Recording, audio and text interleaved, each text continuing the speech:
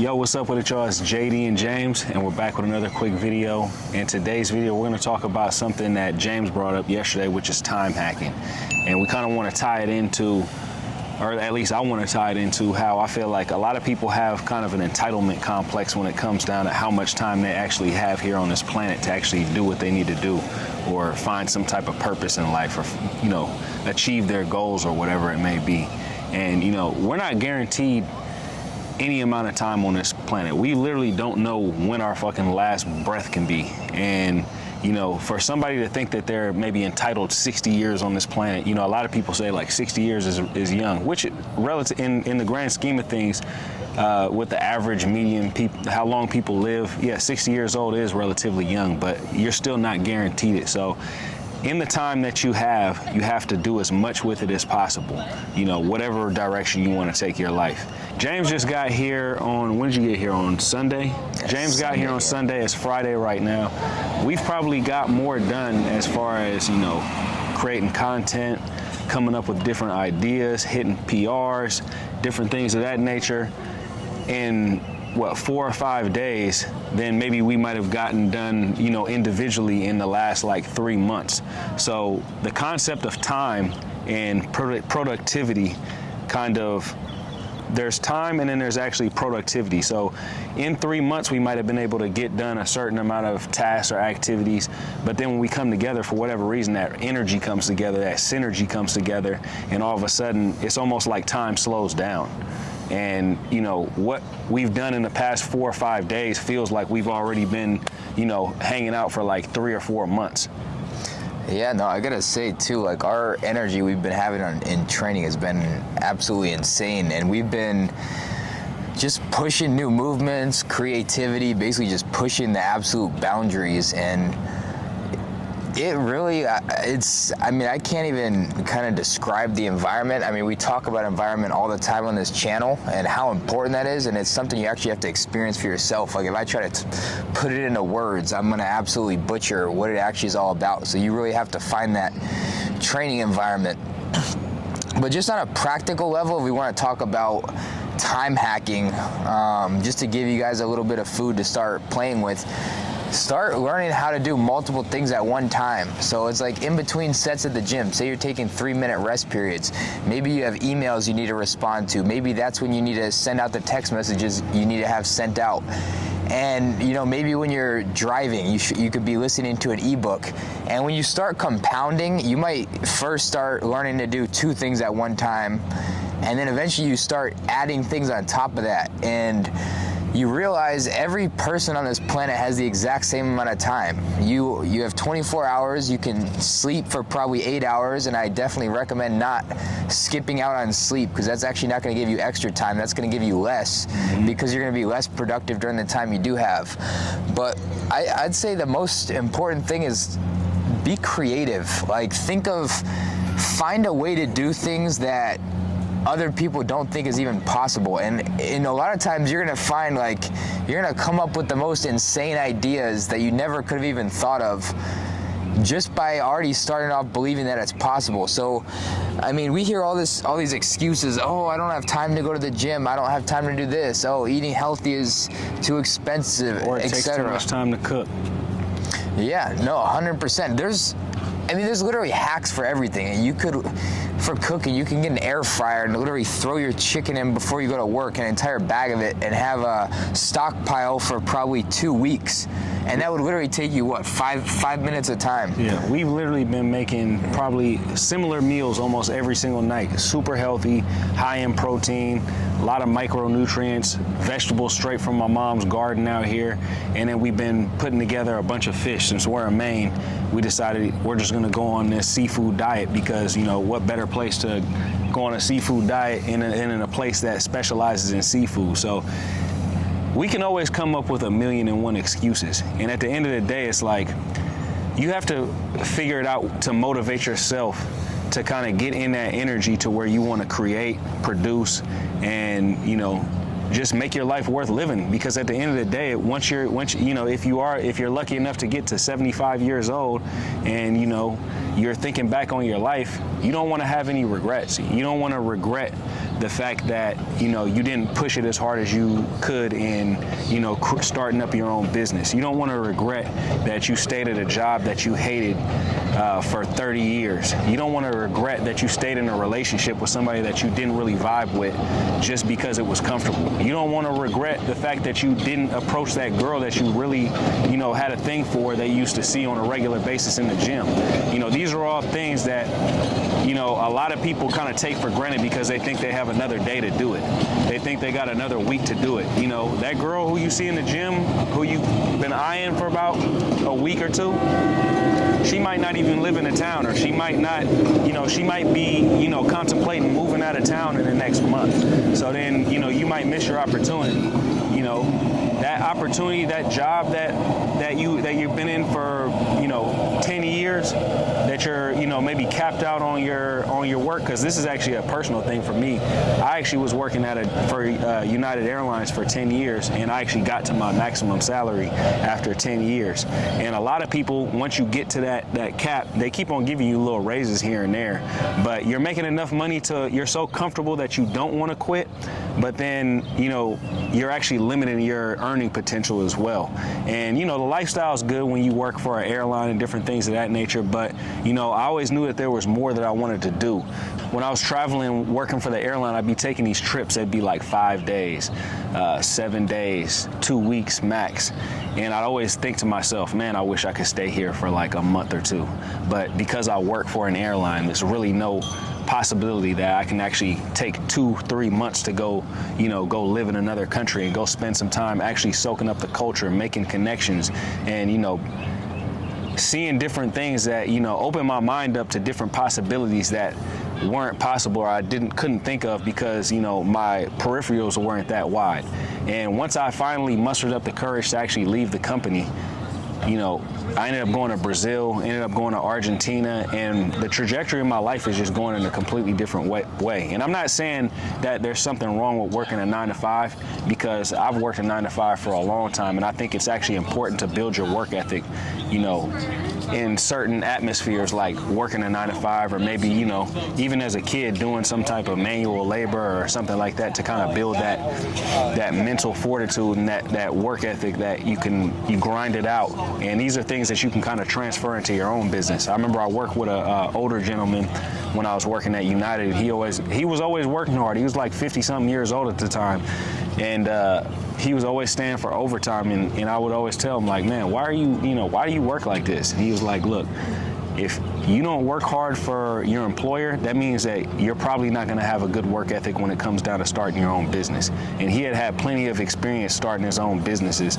in the past, and it just stuck with him that when he's doing something, he has to go 100%. And this is something that James is like a big proponent of, is just redlining everything that you got every single day. I'll let James take it from there. Yeah, I mean, I guess if we want to go on that red line topic, honestly, that's really my life philosophy for just about everything, is like, don't save nothing for tomorrow. Literally, if you go 110% every single day, I mean, you're just going to see stuff stacking. I mean, of course, you're going to have days you're going to be, you know, sore. You're not going to feel like getting up and grinding, but still, if you give it maximum effort for what you have at that day, and you keep getting in the habit of doing that in more and more areas of your life, and you start seeing that compound over years, I mean, it will literally blow your mind. And I honestly think the only reason you clicked on this video, or whoever is watching this channel, I think the only reason is, you know, there's like something more out there, and you're like, you know, I'm not satisfied with, you know, how I'm living. Like, I remember, like, probably up until I was 18, I was just like completely depressed. I just thought that's just like, there was a part of me, I'm like, is this just like what life is just misery and like being, you know, literally just depressed and unhappy all the time. And then once I actually found myself in the right environment, I was like, oh my God. Like, it just like having like years of like pure bliss, and then realizing like, oh no, there's way more out there in life. And I think that's kind of why you guys ended up stumbling on this video. It could be, we don't know what journey you're on. It could be career-wise, it could be relationships, it could be traveling, but I'm telling you, there's so much more out there. And I mean, I guess I'm here visiting Maine right now, but I want to talk about the travel thing for a bit, because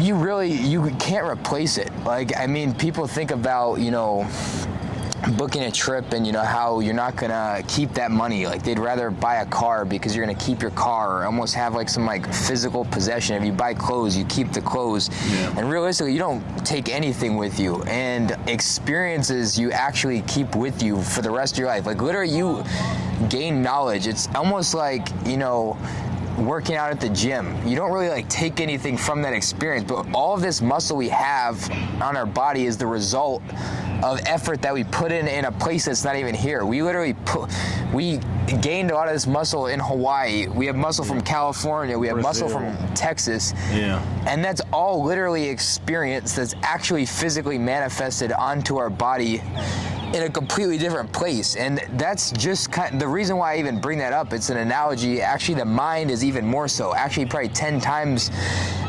If you actually could, map out the brain and all of the knowledge that's stuck inside there, and like where all your instincts come from and where all your thought patterns come from, that's all from previous experiences you've had in your life.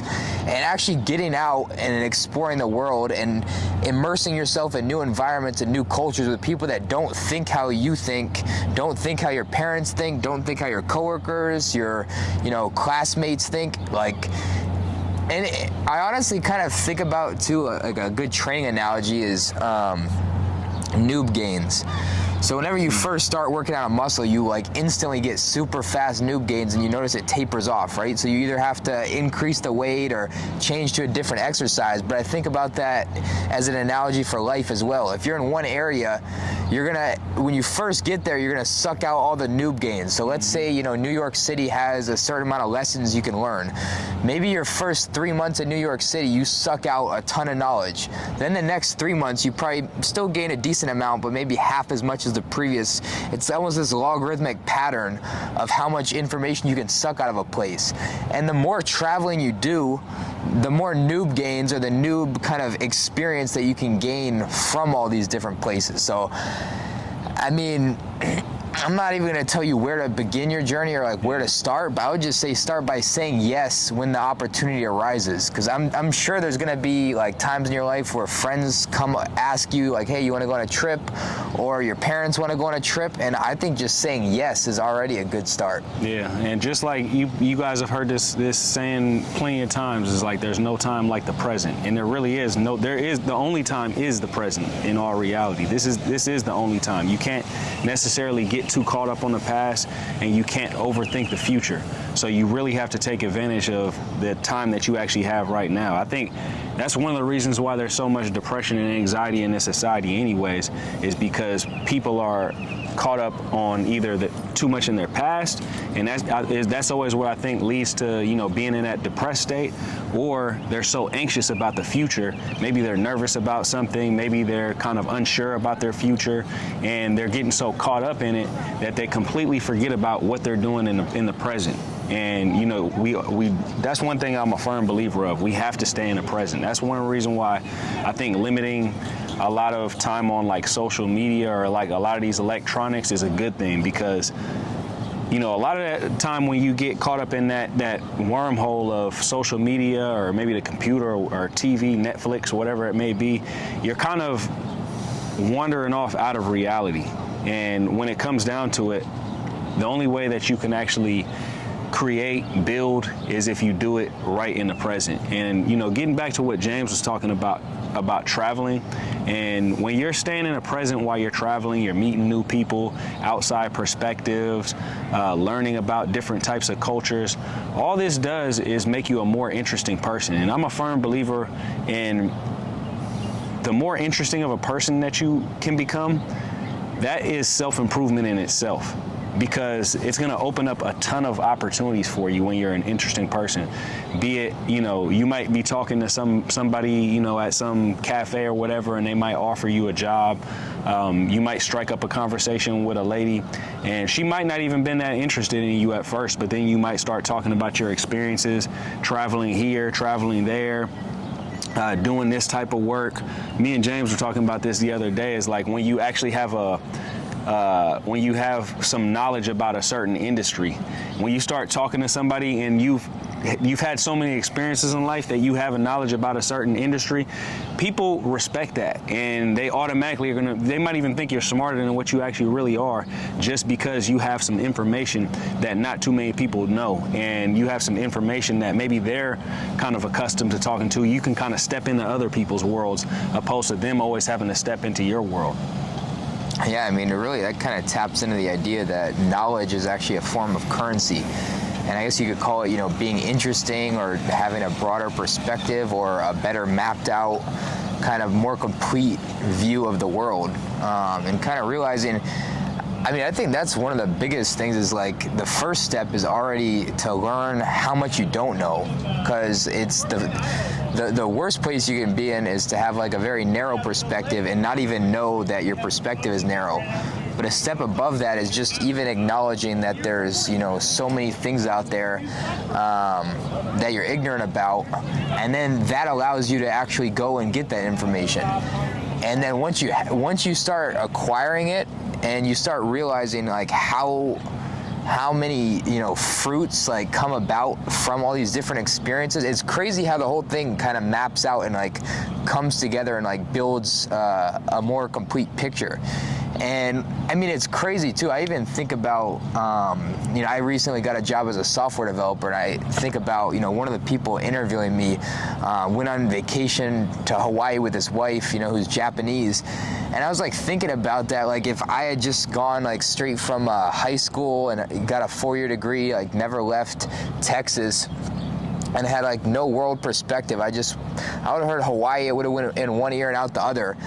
And instead it's like, I know like that place better than a lot of local people. They're like, oh my God, how do you know like all these different spots and different hikes to do? And it's crazy too how that instantly, that connection, when you can connect with people about different experiences, they're gonna like you more. Because if you start talking about your passion and someone listening to you talk about your passion doesn't even like acknowledge it, and you could tell they don't give a shit, you're naturally not gonna like them as much, even though it's, why should they care? Like, well, if I start talking about ping pong and you don't like ping pong, you're not gonna, unless you're like a liar, you're not gonna start pretending to be super interested in it.